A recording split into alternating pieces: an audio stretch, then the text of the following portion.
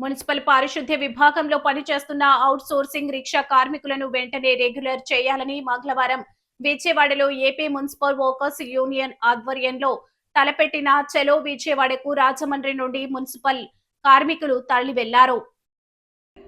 పారిశుద్ధ్య రంగంలో అవుట్సోర్సింగ్ వ్యవస్థ రద్దు చేసే వరకు పోరాటం సాగిస్తామని ఏఐటీయూసీ రాష్ట్ర ఉపాధ్యక్షులు తాటిపాక మధు స్పష్టం చేశారు.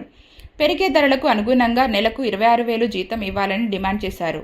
మున్సిపల్ కార్మికుల వాహనానికి మధు జెండా ఊపి ప్రారంభించారు.